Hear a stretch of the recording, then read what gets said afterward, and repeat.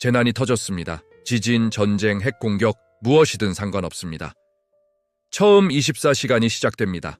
이 하루 동안 90%의 사람들이 죽습니다. 건물에 깔리거나 폭발에 휩쓸려서가 아닙니다. 그들은 살아남을 수 있었습니다. 하지만 3가지 치명적인 실수를 저질렀습니다. 이 실수들은 너무나 당연해 보여서 아무도 의심하지 않습니다. 오히려 정부와 학교에서 가르치는 내용입니다. 하지만 실제 재난 상황에서는 이것이 여러분을 죽입니다. 지금부터 첫 24시간에 절대 하지 말아야 할 3가지를 알려드리겠습니다. 첫 번째, 치명적인 실수는 지정된 대피소로 가는 것입니다. 재난이 발생하면 방송에서 대피 명령이 나옵니다. 가까운 학교나 체육관으로 가라고 합니다. 정부가 지정한 민방위 대피소로 가라고 합니다. 대부분의 사람들이 순종적으로 따라갑니다. 안전할 거라고 믿습니다. 정부가 보호해 줄 거라고 생각합니다. 하지만 이것은 거대한 함정입니다. 대피소에는 수천 명이 모입니다. 학교 강당이나 체육관에 빽빽이 들어찹니다. 처음 몇 시간은 괜찮습니다. 구호품이 도착합니다. 물과 담요를 나눠줍니다. 하지만 첫날이 지나면 상황이 급변합니다. 물자가 떨어집니다. 배급이 중단됩니다. 정부도 혼란스럽습니다. 제대로 대응하지 못합니다. 수천 명이 한 곳에 모여 있으면 어떤 일이 벌어질까요? 화장실이 넘칩니다. 몇 시간 만에 변기가 막힙니다. 악취가 진동합니다. 사람들이 아무데나 볼일을 봅니다. 위생이 급격히 악화됩니다. 전염병이 퍼집니다. 설사, 구토, 열이 시작됩니다. 약도 없고 의료진도 부족합니다. 사람들이 죽어갑니다. 물과 음식이 부족해집니다. 수천 명을 먹이려면 엄청난 양이 필요합니다. 하루 이틀은 비축분으로 버팁니다. 하지만 3일째부터는 굶습니다. 물이 더 심각합니다. 물 없이는 3일을 못 버팁니다. 대피소의 수도가 끊기면 끝입니다. 사람들이 싸우기 시작합니다. 물 한 병을 놓고 폭력이 일어납니다. 밀집된 공간은 패닉을 증폭시킵니다. 한 사람이 비명을 지르면 수백 명이 동요합니다. 소문이 퍼집니다. 건물이 무너진다는 소문, 폭탄이 떨어진다는 소문, 괴물이 온다는 소문이 돕니다. 사람들이 출구로 몰립니다. 압사사고가 일어납니다.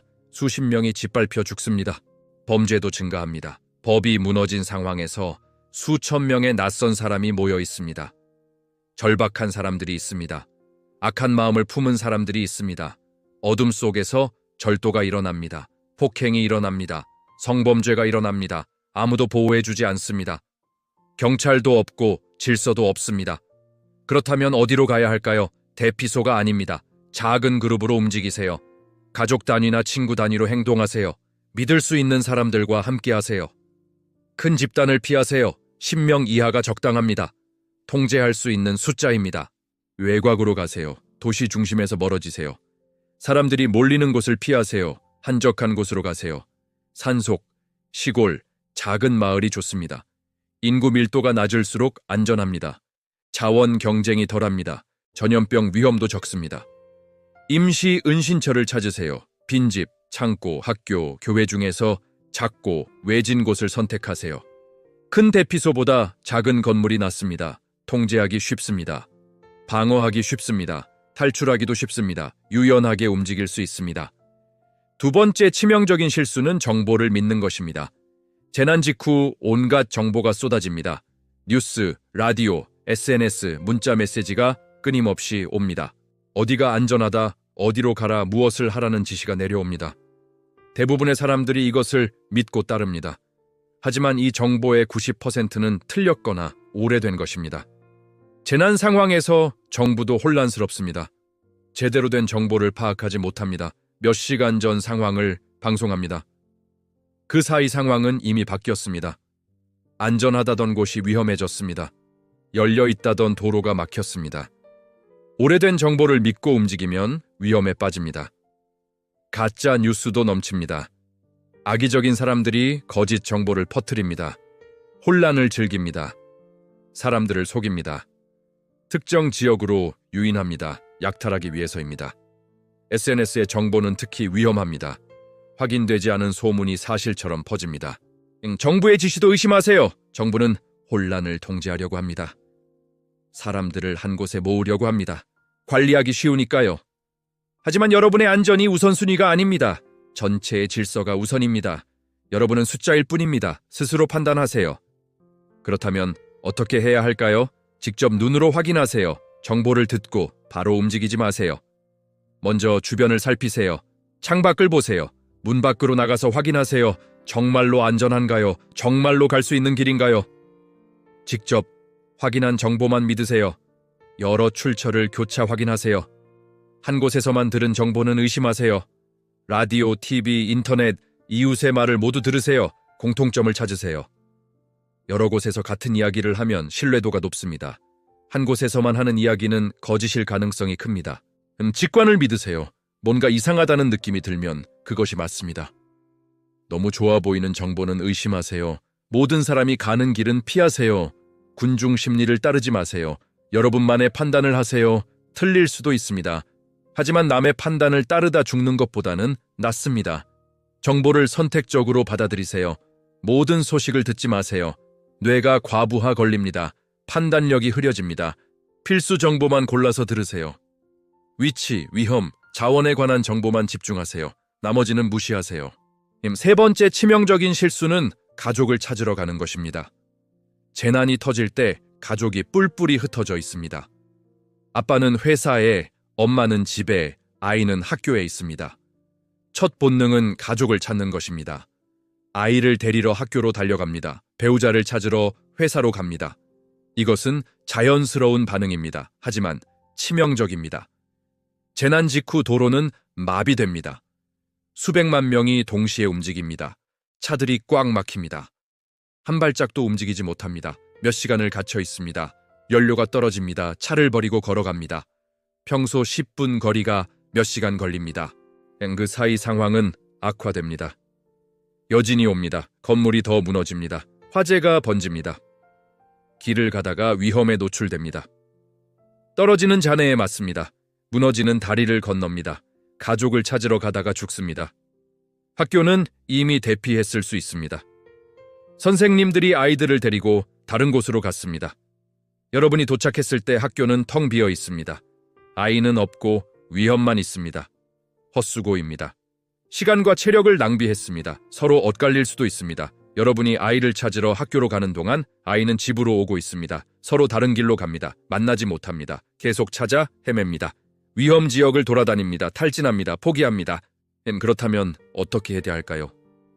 미리 만날 장소를 정해두세요. 재난이 일어나기 전에 가족 회의를 하세요. 만약 재난이 터지면 어디서 만날지 구체적으로 정하세요. 첫 번째 장소, 두 번째 장소, 세 번째 장소를 정하세요. 시간도 정하세요. 예를 들어 이렇게 정하세요. 재난 발생 후 3시간 뒤에 집 앞 공원에 큰 나무 아래에서 만난다. 만약 거기서 못 만나면 6시간 뒤에 할머니 댁 근처 교회에서 만난다. 그래도 못 만나면 24시간 뒤에 시외버스 터미널 대합실에서 만난다. 이렇게 구체적으로 정하세요. 연락이 끊길 것을 가정하세요. 휴대폰이 안 될 겁니다. 기지국이 마비됩니다. 배터리가 떨어집니다. 연락할 방법이 없습니다. 그래서 미리 약속이 중요합니다. 연락 없이도 만날 수 있어야 합니다. 역할을 나누세요. 누가 아이를 데리러 갈지 미리 정하세요. 엄마가 가까우면 엄마가 가고 아빠는 집에서 대기합니다. 둘 다 움직이면 안 됩니다. 한 사람은 고정된 위치에 있어야 합니다. 기준점이 필요합니다. 인내심을 가지세요. 가족이 바로 오지 않아도 패닉하지 마세요. 길이 막혀서 늦을 수 있습니다. 몇 시간 걸릴 수 있습니다. 약속 장소에서 기다리세요. 떠나지 마세요. 찾아 헤매지 마세요. 믿고 기다리세요. 메시지를 남기세요.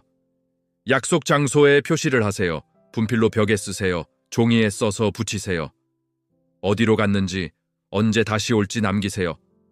가족이 나중에 와도 알 수 있게 하세요. 이 세 가지 실수가 첫 24시간에 90%를 죽입니다. 대피소로 가고 정보를 맹신하고 가족을 찾아 헤매는 것입니다. 모두 당연해 보입니다. 정부가 시키는 일입니다. 본능적인 반응입니다. 하지만 실제로는 치명적입니다. 그렇다면 무엇을 해야 할까요? 작은 그룹으로 외곽으로 이동하세요. 직접 확인한 정보만 믿으세요. 미리 정한 장소에서 가족을 만나세요. 이 세 가지만 지켜도 생존 확률이 극적으로 올라갑니다. 90%가 아니라 10% 안에 들어갑니다. 첫 24시간은 가장 혼란스럽고 위험한 시간입니다. 하지만 동시에 가장 중요한 시간입니다. 이 하루를 잘 버티면 그 다음은 훨씬 쉬워집니다. 사람들이 죽어나가면서 자원 경쟁이 줄어듭니다. 혼란이 가라앉으면서 상황이 안정됩니다. 정부가 제대로 작동하기 시작합니다. 하지만 첫날을 못 버티면 그 다음은 없습니다. 대피소에서 전염병에 걸려 죽거나 잘못된 정보를 믿고 위험 지역으로 가서 죽거나 가족을 찾아 헤매다가 사고를 당해 죽습니다. 첫날이 모든 것을 결정합니다. 지금 당장 가족과 이 내용을 공유하세요. 함께 계획을 세우세요. 만날 장소를 정하세요. 역할을 나누세요. 연습하세요. 실제로 그 장소까지 가보세요. 얼마나 걸리는지 확인하세요. 다른 경로도 알아두세요. 비상 가방도 준비하세요. 하지만 집에만 두지 마세요. 채도 두세요. 직장에도 두세요. 어디서 재난을 맞이할지 모릅니다. 여러 곳에 분산해서 준비하세요. 마지막으로 가장 중요한 것을 말하겠습니다. 재난 첫 24시간은 본능과 싸우는 시간입니다. 군중을 따르고 싶은 본능, 정보를 믿고 싶은 본능, 가족을 찾으러 가고 싶은 본능과 싸워야 합니다. 이 본능들은 평상시에는 유용합니다. 하지만 재난 상황에서는 여러분을 죽입니다. 본능을 억누르세요. 이성적으로 판단하세요. 계획대로 움직이세요. 이것이 살아남는 길입니다. 90%가 죽는 이유를 알았으니 이제 여러분은 10%가 될 수 있습니다. 이 지식이 여러분과 가족의 목숨을 구할 것입니다.